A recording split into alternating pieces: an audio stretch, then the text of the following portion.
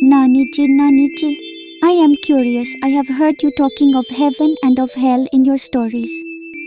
All we know is that these are considered realms beyond our world. Can you please tell us more about it? My sweet little bunches of curiosity, huddle up.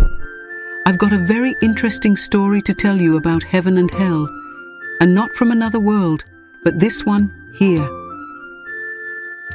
Once upon a time, a warrior was wandering through the Himalayan forests, somewhere in the northern parts of India. He came across a meditating old and feeble guru. The warrior saw the meditative guru and walked up to him. Ah, wise one, I have a burning curiosity to understand something. Riddle me this. The guru remained unaffected, as if he'd heard nothing. The warrior could not bear this insulting neglection from the guru. He closened up and roared again. I want to understand that what it is that heaven is, and how is it different from hell? The guru opened his eyes calmly and looked up to the giant rocky figure that had disturbed his meditation. But more than irritation, there was a sense of sympathy in the guru's eyes.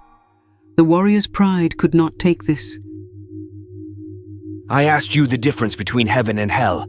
Tell me this, O Guru. The guru smiled, as if insultingly and blatantly replied, You want to understand the difference between heaven and hell?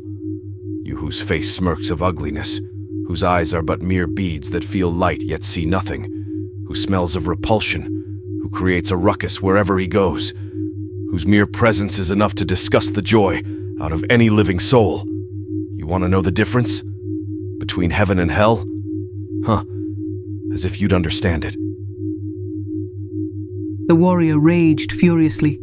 In his angered fury, he instinctively pulled out his sword and raised it to slash off the guru's head and end this parade of insults altogether, when his warrior's instincts were interrupted by a calm and kind voice. This is hell. The warrior stood there, frozen, and his eyes and mind bent in utter surprise. Here's an old sage who had put his very life on the line to just answer a life's curiosity of a random passerby, and I was about to slay this wise soul. He thought to himself, as he slowly began realizing the preposterous gesture he'd frozen into. The warrior calmed down and felt nothing but utterly respectful as he folded his hands and bowed down to the feet of this ocean of calmness. He saw before him in the form of this guru. The guru raised his hand in blessing.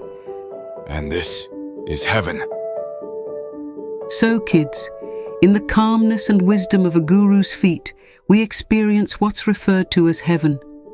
And in our anger, self-centeredness, and in not being in control of ourselves, are we nearest to what they call hell. Bye-bye, kids. Subscribe to our channel, Namaste Nani, to hear more beautiful tales of culture.